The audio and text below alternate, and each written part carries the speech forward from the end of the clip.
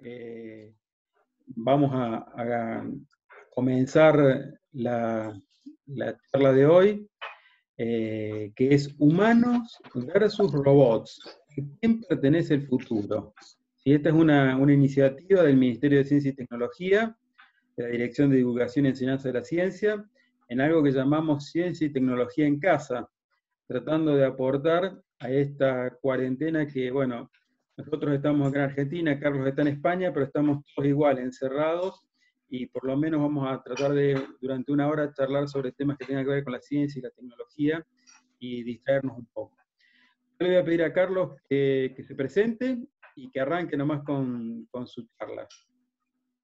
Muy bien. Bueno, Javier, muchas gracias.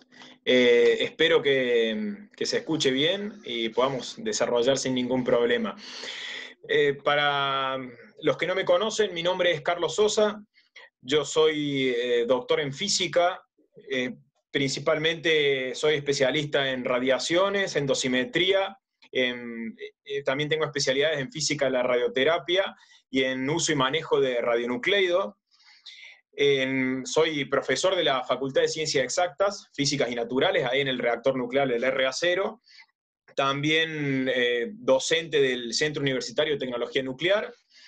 He dicto cursos, de hecho, en las centrales nucleares argentinas, formando en física nuclear y en protección radiológica.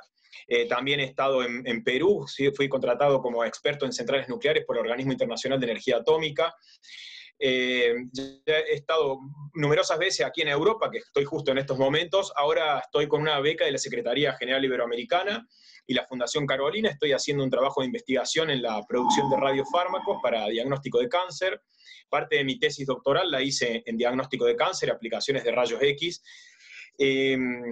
Una parte la hice ahí en Argentina, es decir, en la Facultad de Matemática, Astronomía y Física, y a otra parte la hice en Ribeirão Preto, en la Universidad de San Pablo.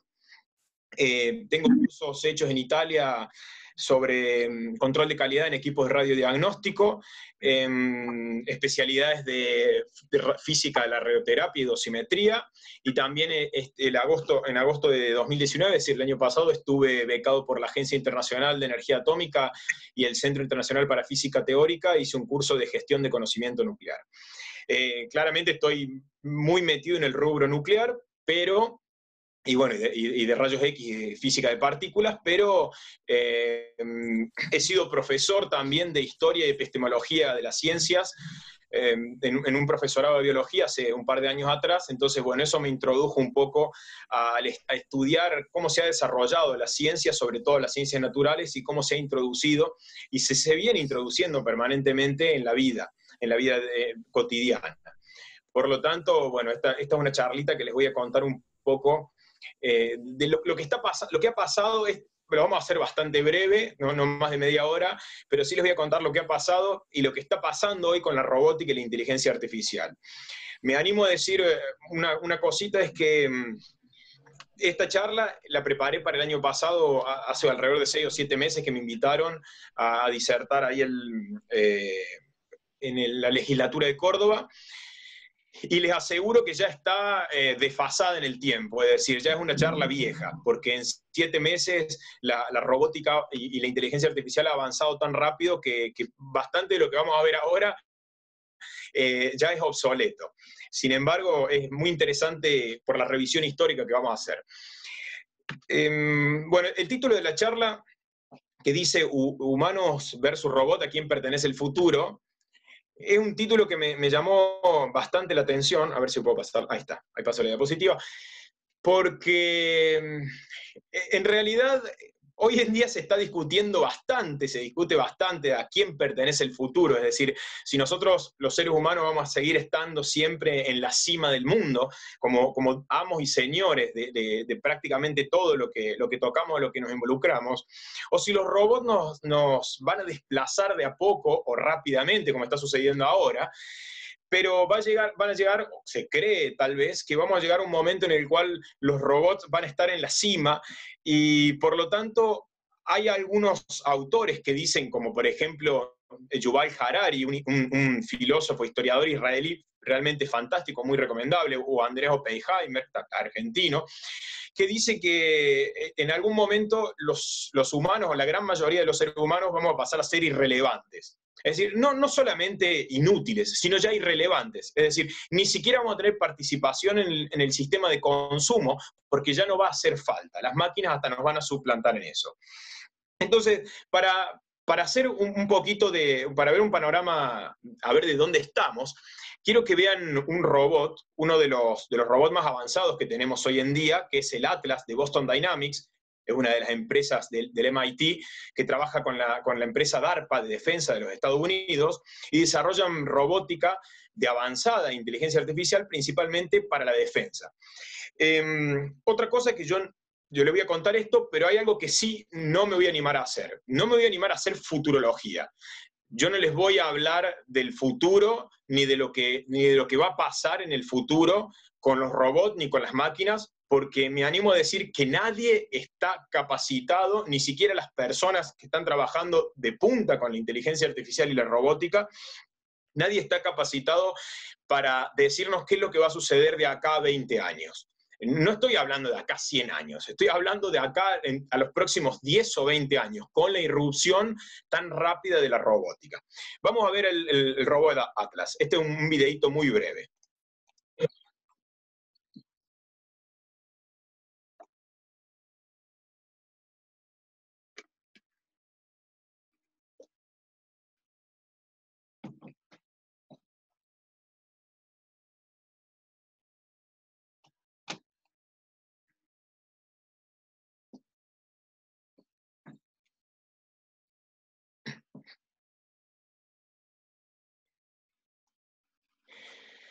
Cuando nosotros imaginamos los robots, incluso no digo solamente los niños, sino nosotros también los grandes, pensamos que los robots que estamos desarrollando, que está desarrollando la ciencia hoy en día, tienen la forma de Atlas, ese robot antropomórfico, humanoide que le llaman, que es parecido antropomórficamente a nosotros, es decir, tiene los rasgos y las características de un ser humano, erguido en dos patas, puede correr, tiene sus manos y una cosa que parece una cabeza ahí, de donde puede observar el panorama, y una computadora integrada en todo el cuerpo.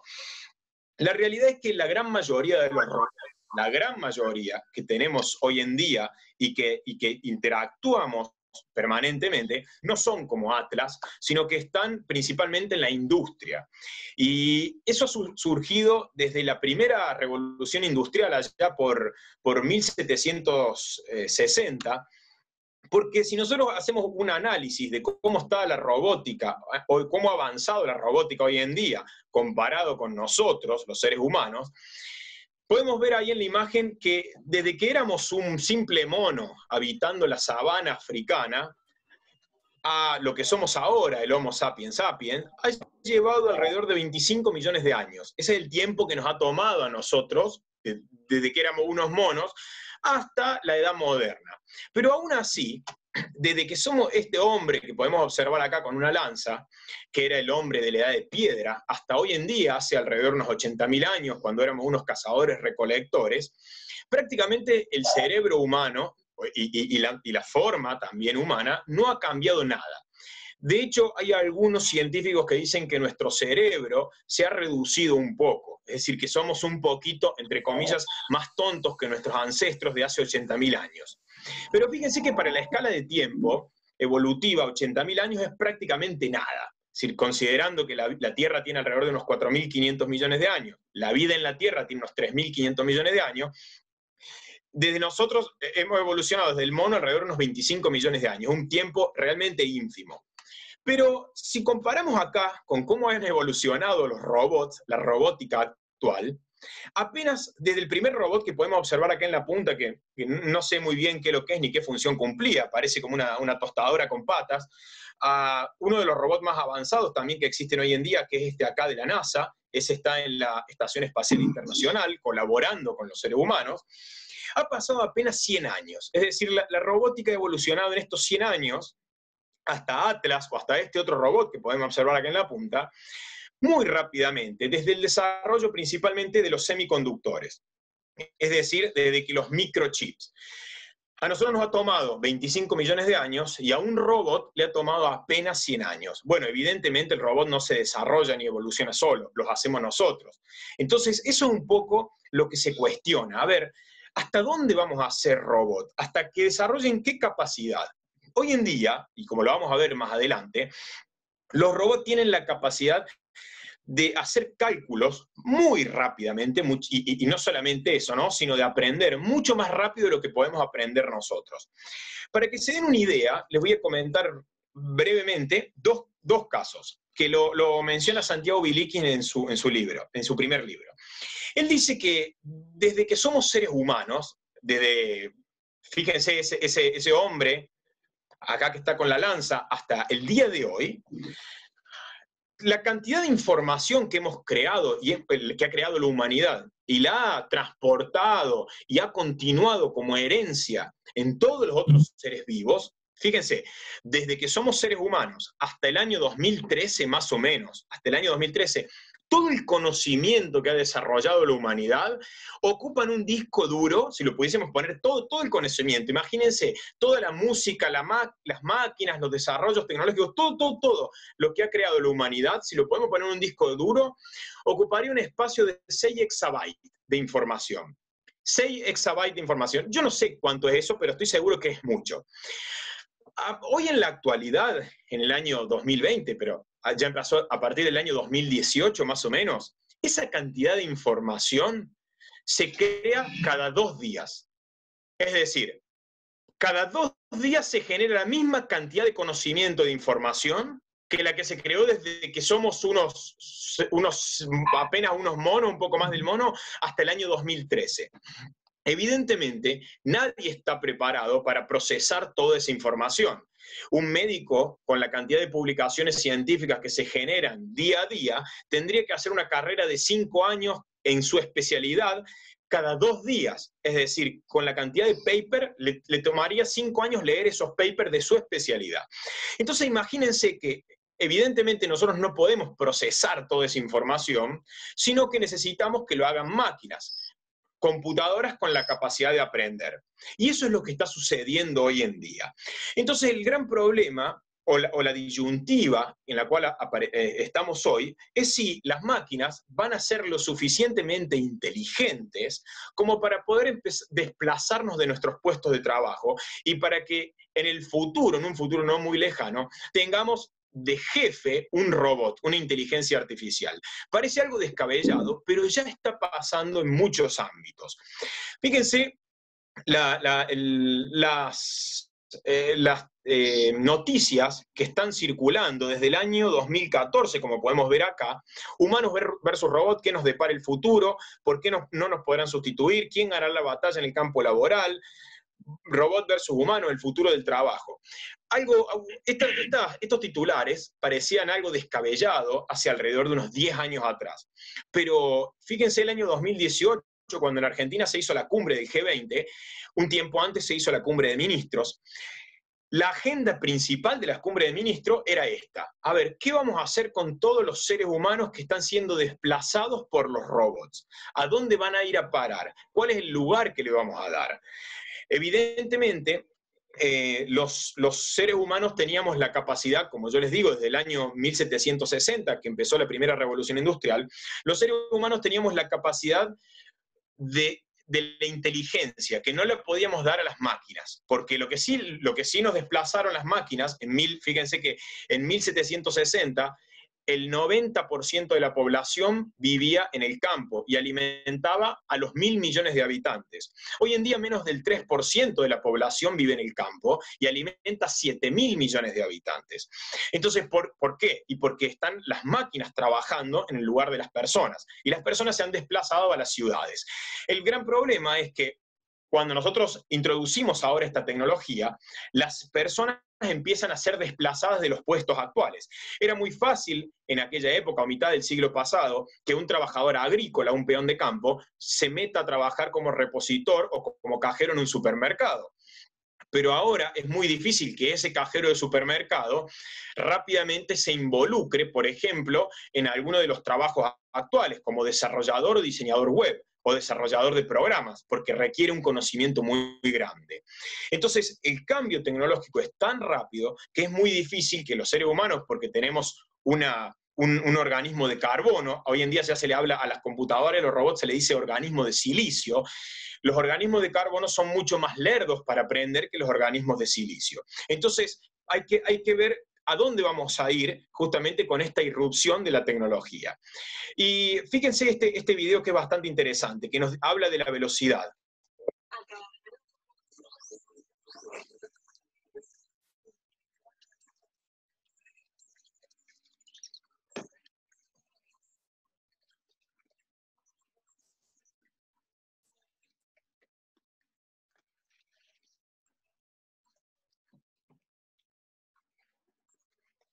No se escucha el audio del video. No se escucha el audio del video.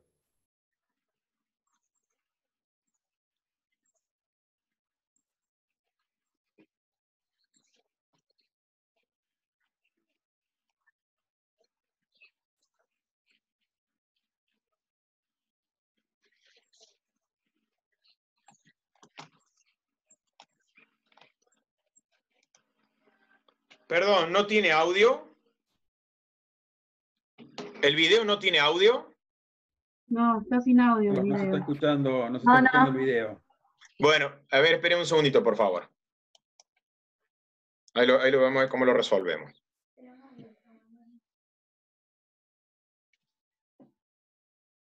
Vamos a ver ahora.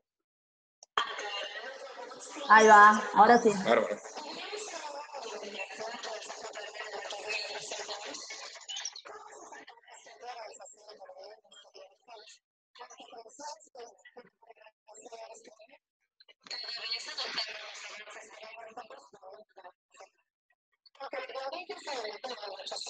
Bien.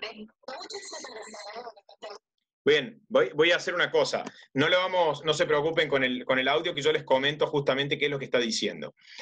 Ahí dice que aunque la bombilla se inventó en 1879, no se introdujo en las ciudades sino hasta la segunda mitad del siglo pasado. Es decir, a la bombilla le ha tomado casi 70 años en introducirse. Sin embargo, hoy en día, cuando se desarrolló el celular, el primer celular inteligente, en apenas 20 años, este celular llegó para ocupar el espacio del resto de las distintas formas de comunicación, y hoy en día el celular, alrededor de 2.000 millones de personas en el mundo disponen de un celular inteligente.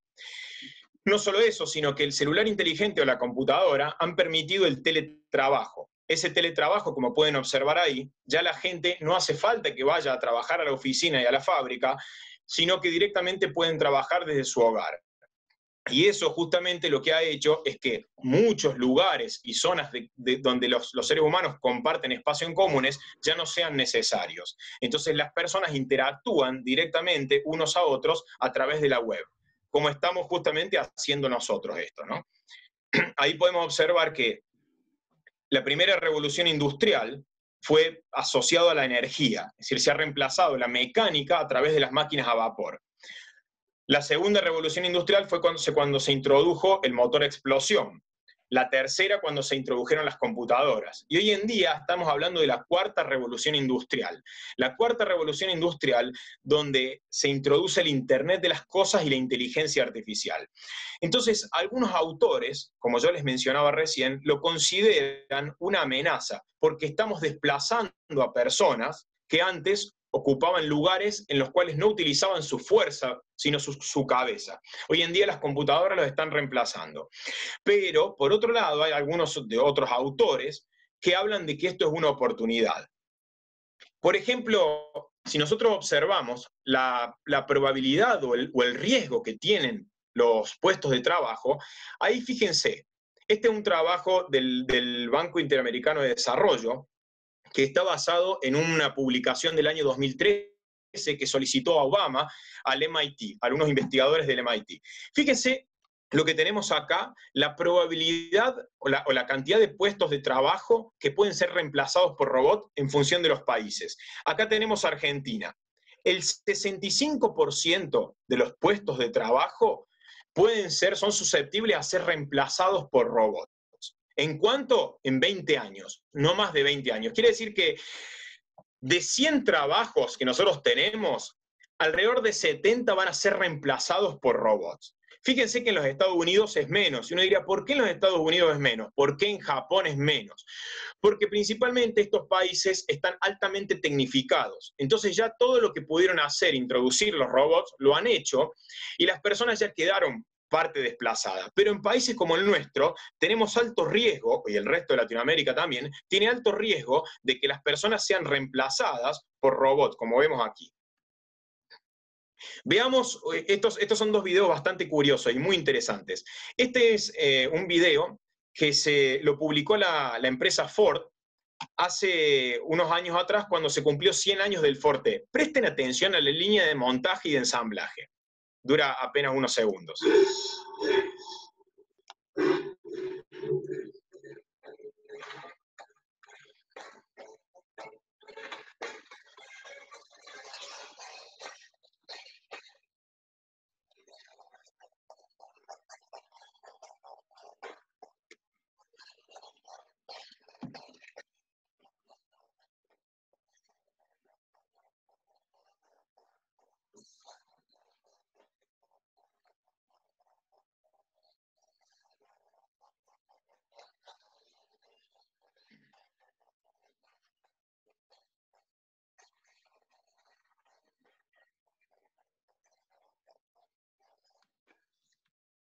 Bueno, ahí podemos observar la cantidad de gente que está trabajando en las líneas de montaje del auto Ford, del Ford T, perdón.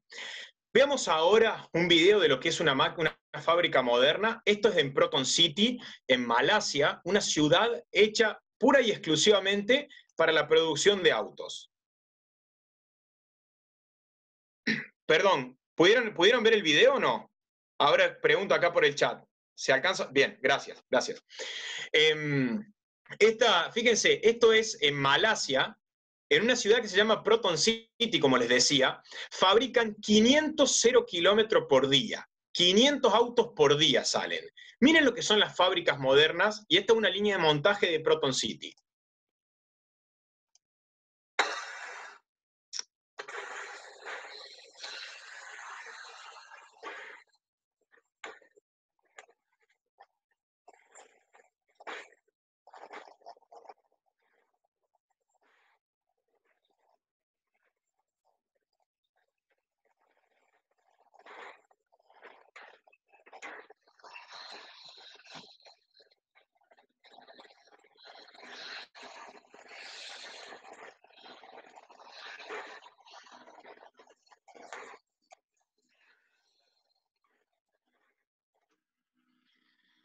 Pudieron observar, ¿no?, la cantidad de gente que está trabajando en estas líneas de montaje.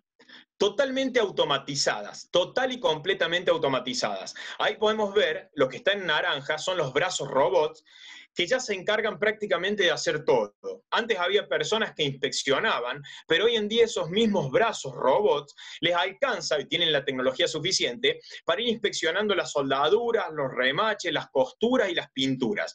Podemos ver ahí justamente en una línea que saca 500 kilómetros por día, que no hay ni una sola persona trabajando. De hecho, están todas cerradas y valladas las líneas para que no se meta nadie por el peligro que acarrea. Los robots trabajan de forma sincronizada y en ningún momento cometen errores. Prácticamente no tienen errores. Por eso pueden tener esa alta tasa de rendimiento.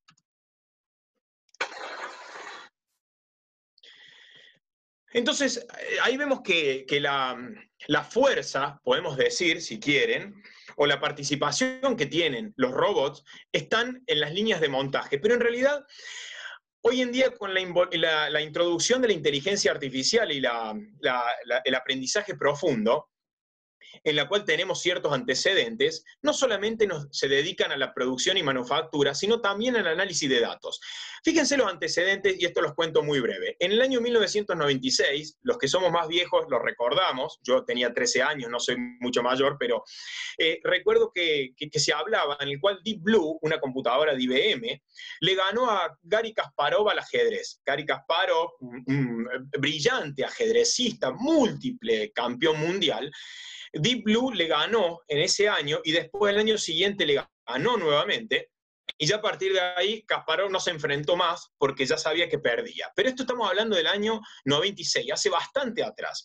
Mucho más reciente, en el cual uno diría, bueno, el ajedrez es un juego extremadamente complejo, es cierto, pero lo que tiene el ajedrez es que uno necesita una estrategia de juego. Fíjense en el año 2011, Watson, que acá aparece Watson a la derecha, se las presento porque la vamos a ver después, un poquito más adelante. Watson le gana a dos contrincantes humanos a un juego que se llama el Jeopardy. El Jeopardy es un juego muy popular en los Estados Unidos, bueno, ha sido unos 10 años atrás, en el cual en realidad es un juego al revés. No es como, por ejemplo, el pasapalabra, en el cual hacen una pregunta y después uno da una respuesta, sino que justamente dan una respuesta, y la persona tiene que formular una pregunta acorde a esa respuesta. Entonces es un juego bastante complejo, se cree que es el más difícil de todos, en preguntas y respuestas. Bueno, Watson, que no estaba conectado a Internet, uno dice, bueno, porque estaba conectado a Internet, no estaba, sino que le hicieron leer, le hicieron aprender a Watson, venció a los dos contrincantes, a los campeones, en el año 2011. Le dio una paliza terrible a los dos campeones históricos del Jeopardy. En el año 2016, mucho más reciente, Google DeepMind, ya es inteligencia profunda de Google, el AlphaGo, le venció al juego del Go a Fan Hui, es un campeón de Europa, es un chino. Hay un micrófono ahí, fíjate por favor Javier que no esté el micrófono interrumpiendo. El juego del Go es bastante interesante porque es un juego de estrategia chino. Tiene más de 2000 años y se juega como si fuesen fichas como las damas. Tiene un tablero de 64 por 64 y han hecho unos cálculos a la hora de programar el AlphaGo, los científicos. Parece que hay más jugadas posibles al Go que átomos en todo el universo. Entonces, evidentemente, es muy difícil de programar el Go. Por lo tanto, lo que hicieron es directamente al programa, el AlphaGo, le dieron las reglas del juego y le dejaron que ese mismo programa aprenda solo a jugar contra sí mismo y le ganara, entonces, venció, pero le dio una paliza terrible al campeón de Europa. No solo eso, sino que después del AlphaGo se creó el AlphaZero, fíjense, del año 2017, 2 años atrás. Y esto es lo más interesante de todos y lo que a mí me hace prender ciertas alarmas. El AlphaZero es un programa también de inteligencia artificial profunda de Google. El AlphaZero jugó contra Stockfish 8 al ajedrez. ¿Qué es Stockfish 8? Ese juego es la computadora y el programa más brillante creado hasta hoy en día para jugar al ajedrez. Lo único que hace Stockfish 8 es jugar al ajedrez. Y tiene una capacidad de cálculo de 70 millones de jugadas por segundo. O sea, ve el tablero y calcula 70 millones de jugadas por segundo. Bueno, AlphaZero puede apenas calcular 80.000 jugadas por segundo. Solamente eso. Entonces uno diría, bueno, Stockfish 8, que está preparado para jugar al ajedrez y tiene capacidad miles de veces superiores al AlphaZero, le tendría que haber dado una paliza. Lo interesante es que el AlphaZero se llama cero porque es un cerebro virgen, un cerebro de silicio virgen de cero. Le enseñaron solamente las reglas, no le enseñaron ni una sola partida de cómo jugamos los seres humanos, nada. Simplemente le dijeron, el ajedrez es esto. Estas son las reglas de ajedrez y vos, jugando contra vos misma, podés aprender algunas estrategias. AlphaZero jugó, luego de aprender sobre sí misma, jugó contra Stockfish 8. Jugaron 100 partidas. AlphaZero le ganó 28 y 72 terminaron en tabla. ¿Saben cuánto tiempo le tomó AlphaZero aprender a jugar al ajedrez? Apenas 4 horas. Es decir, Este programa de inteligencia artificial aprendió a ser el mejor jugador de toda la humanidad y toda la historia y de todas las computadoras en apenas 4 horas jugando contra sí misma. Jugó un número de partidas, aprendió estrategias que para los seres humanos no tenían ningún sentido cuando empezó a jugar, no se podía comprender, pero los ajedrecistas más brillantes las calificaron de únicas, de cosas sobrehumanas, brillantes, y le dio una paliza terrible a esta computadora Stockfish 8. Entonces, la capacidad que tienen las computadoras no solamente se reduce a el aprendizaje profundo, sino también a la comunicación. Fíjense cómo funciona un sistema de comunicación y de manejo automático de los vehículos actuales. Esta tecnología LIDAR, que les voy a mostrar también brevemente, es lo que ven los autos que se manejan solos. Hoy en día ya sabemos todos que hay autos que se manejan solos. La empresa Tesla, por ejemplo, lo fabrica. En Tokio o en Silicon Valley uno puede pedir un taxi y te mandan un vehículo que se maneja solo, pero usa una tecnología militar que está desarrollada por los Estados Unidos para los misiles, los Tomahawk, que tienen la capacidad de ir observando el ambiente e ir aprendiendo del entorno. Tienen inteligencia artificial.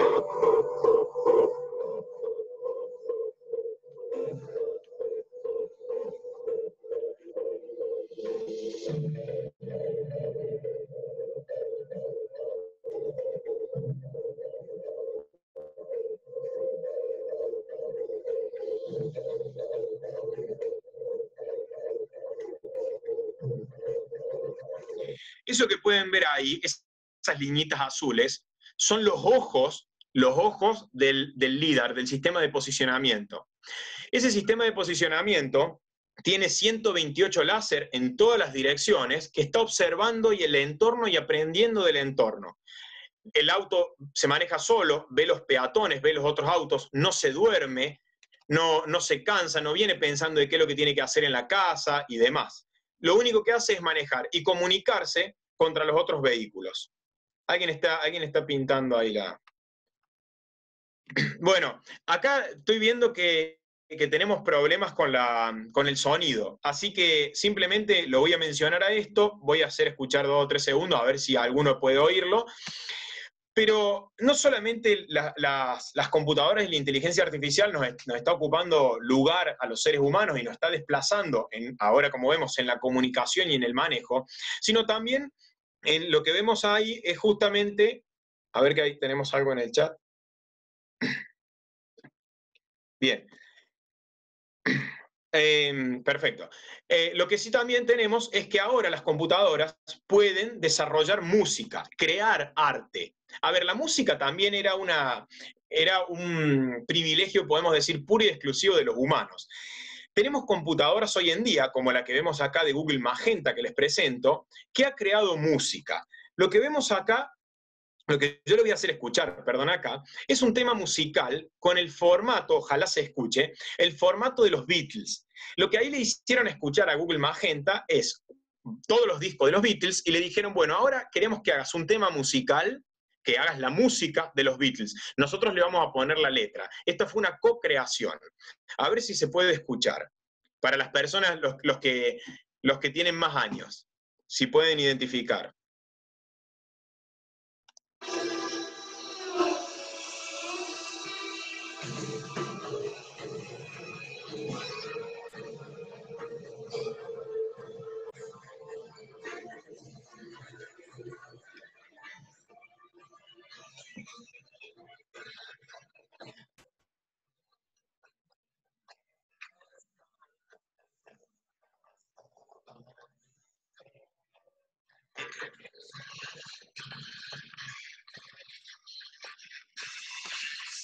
Bueno, ahí estoy viendo que no se escucha bien.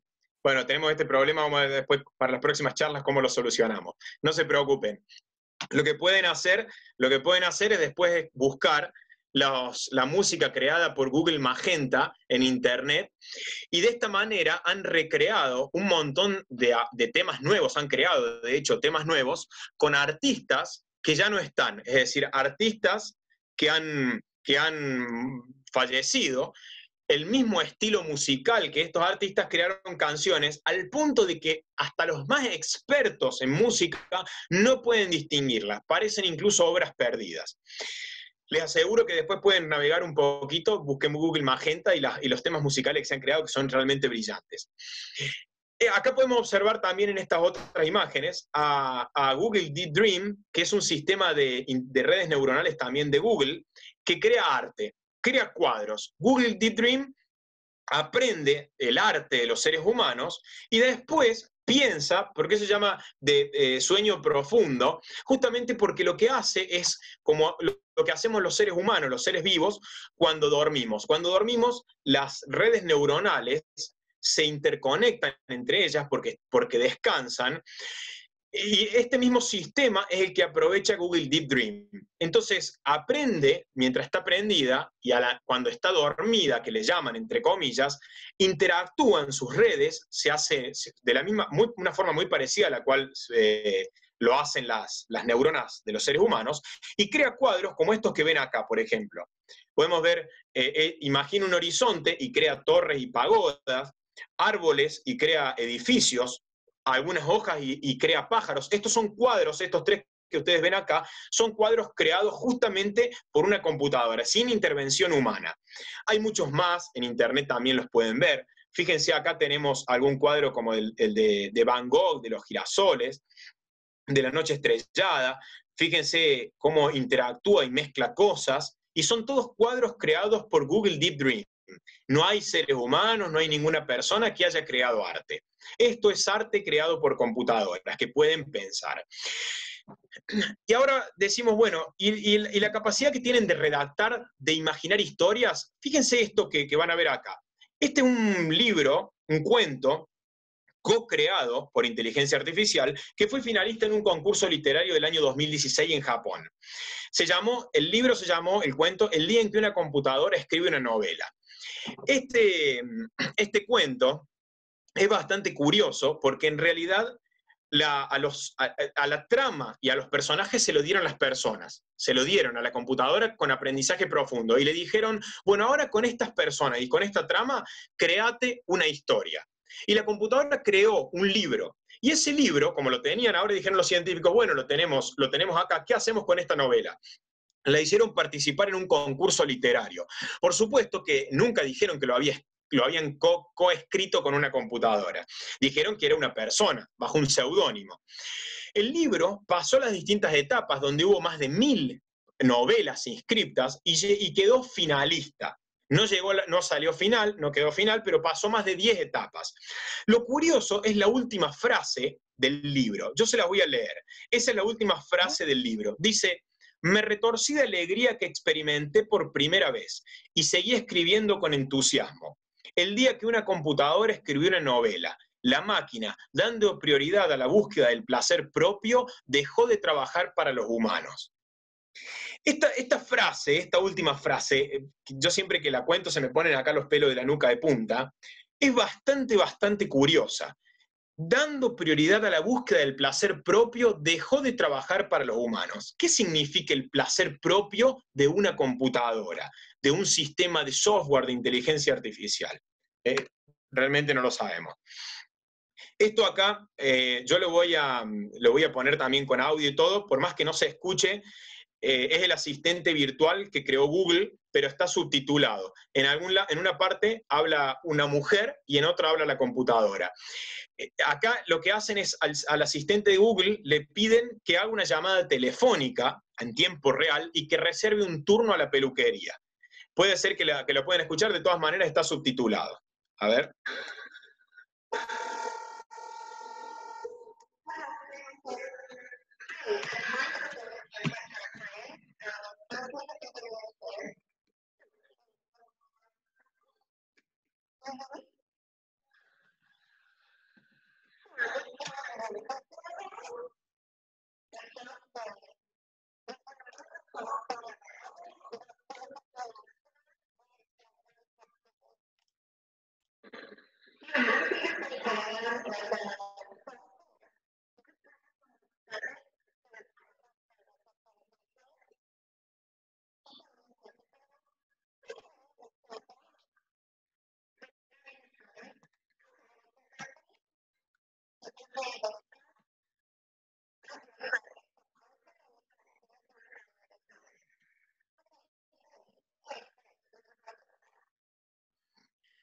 Bueno, no sé si pudieron escuchar ahí el audio, pero la computadora se comunica con la persona, con la mujer, para reservar el turno, y realmente pareciera que lo está haciendo otra persona. Fíjense que hasta incluso lo pueden observar también, lo pueden buscar en Google también, como les digo, en YouTube.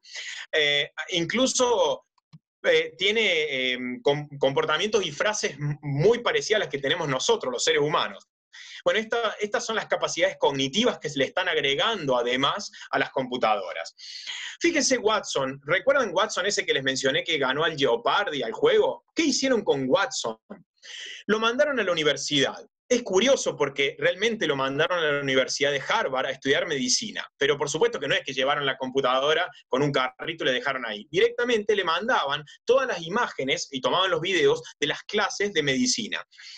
No solo eso, IBM, sino que fue muy inteligente y compró base de datos, 500 millones de historiales médicos, 30.000 millones de imágenes médicas, 25 millones de abstract, etcétera, etcétera, etcétera, y se los dio de leer a Watson. Watson, como puede leer todas estas cosas porque es una computadora, directamente se lo dan y Watson lee y aprende. Entonces, a partir de ahí, lo contrató la empresa Pfizer, la empresa alemana de medicamentos, que es muy conocida, y lo está usando para estudiar el genoma y relaciones genéticas en el diagnóstico y para el diagnóstico de cáncer. A ver qué relaciones hay entre los pacientes, de acuerdo a esta base de datos monstruosa que tiene y que puede leer, y los genes de los seres humanos. Y lo curioso es que ya ha encontrado algunas correlaciones, por lo tanto, eso se está usando hoy en día para la medicina preventiva y predictiva, que se llama. Es decir, podemos, de acuerdo al genoma de la persona, saber qué enfermedades va a tener a futuro. No solo eso, sino que Watson ya está en la nube y cualquier clínica del mundo que tenga la capacidad de compra lo puede pagar los servicios. Entonces las personas mandan las imágenes médicas a Watson y Watson le dice cuáles son los tratamientos más adecuados. Por supuesto, con la asesoría de un médico. Ahora les voy a mostrar acá un videito, no importa porque tampoco tiene sonido relevante, pero fíjense, esto es algo que era prácticamente nuestro, pura y exclusivamente de los seres humanos, que era la clasificación. Acá esto es una de Amazon, es uno de los centros de distribución de Amazon que instalaron en los Estados Unidos el año pasado, costó $200 millones el centro de distribución, y trabajan pura y exclusivamente máquinas. Tienen un ejército de 20.000 robots que son los que se encargan de acopiar los pallets, hacer los pedidos, armarlos, y no tienen más que personas que vigilen. Fíjense que están las jaulas, y estas jaulas son justamente, ¿por qué? Para que no se meta ninguna persona, porque los robots entre ellos se comunican. Ahí vemos el ballet, le llaman. Fíjense el ballet de robots, cómo se mueven y llevan los pedidos de un lado al otro, preparan ellos mismos los pedidos y después los despachan. 20.000 de estos robots comunicándose entre ellos, mejoraron la productividad en torno al 30%. Fíjense, las personas no pasen, quédense afuera que acá trabajan solo máquinas. Ahí tenemos a la persona que está vigilando y controlando que las máquinas hagan bien su trabajo. Pero podemos observar cómo estos robots se comunican entre ellos y acomodan los pallets de acuerdo a los pedidos, para que salgan más rápido. Entonces uno dice, bueno, está bien un lugar donde los robots se manejen porque está preparado para ellos. Pero fíjense acá, este era un lugar donde trabajaban antes hombres y ahora trabajan los robots de Boston Dynamics. Podemos observar, fíjense lo curioso de la forma. Lo que hacen ahí también es preparar pedidos. Ahí sí trabajaban hombres y desarrollaron robots que sean adecuados y que se acomoden a ese espacio.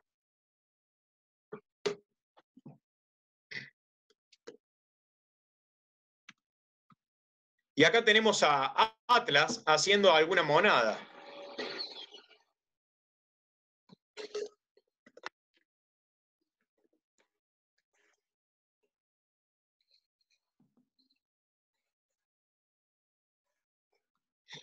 Hasta hace unos 20 años atrás era impensado que un robot pueda caminar erguido en sus dos patas. Y hoy en día fíjense las capacidades que tienen los robots actuales. Voy a pasar esto porque también está bueno analizar el sonido y ya termino con la charla. Podemos ver cómo se han introducido tanto los robots en nuestra vida cotidiana y lo van a hacer mucho más acelerado en el futuro, es decir, en este futuro, en este presente, a tal punto de que hay ciertas conclusiones que sí podemos adoptar. Lo que sí estamos seguros de lo que va a pasar, porque lo está pasando actualmente, es que van a desaparecer puestos de telemarketer, carteros, vendedores de seguro, contadores y auditores, inmobiliarias, reparadores de relojes, trabajadores textiles, también choferes y transportistas. De cara al futuro, la tecnología mostrará avances cada vez más importantes que influirán en el mercado laboral, que demandará perfiles cada vez más especializados. Lejos de verlo como una amenaza a los puestos de trabajo actuales, esto representa una oportunidad de encontrar nuevos nichos de empleo. Se cree, de acuerdo a cómo viene avanzando la ciencia, que se van a crear nuevas profesiones vinculadas a las ciencias ambientales, la biotecnología, la biomedicina y la mecatrónica, que tiene que ver con la automatización de los procesos industriales para hacer más sencillas las actividades nuestras a través del software. Uno diría, bueno, por ejemplo, los drones que utilizan hoy los Estados Unidos, los drones, esos que usan para bombardear objetivos, en los cuales son drones no piloteados, se manejan solos. Sí, es cierto que se manejan solos los drones, pero en realidad por cada dron, se requiere un equipo de 20 personas que estén controlándolo. Es decir, cada dron no tiene un piloto, pero tiene 20 personas detrás que lo están monitoreando. Y a su vez hay 90 personas por cada dron analizando todos los estados y las imágenes de la información que está enviando. Así que por cada dron necesitamos 110 personas. Necesita el gobierno de los Estados Unidos. No tiene más drones los Estados Unidos porque no tiene tanta gente formada, justamente para poder ocupar esos espacios. La realidad es que lo que sí sabemos hoy en día es que la tecnología se está involucrando tan rápido con capacidades cognitivas como las que podemos ver, que eran pura y exclusivamente propiedad de los seres humanos, que la verdad es que va a ser muy difícil saber qué es lo que va a pasar con nuestro trabajo en el futuro. ¿Vamos a poder tener un jefe, un robot o un jefe que sea inteligencia artificial? Muy probablemente sí, porque no toma las decisiones viscerales como las tomamos nosotros, sino mucho más analíticas. Va a ser un desafío, está siendo un desafío. Lo importante es que vamos a necesitar perfiles cada vez más especializados, y eso estamos seguros, personas que tengan una especialización muy específica y muy alta en cada una de las materias. Esperemos que el futuro nos haga un lugar para todos y no sea como lo que vemos viendo ahora, hoy en día, que estamos siendo de a poco desplazados y podamos adaptarnos a las condiciones cambiantes y las que vienen. Bueno, eso es todo. Muchas gracias. Bueno, Carlos,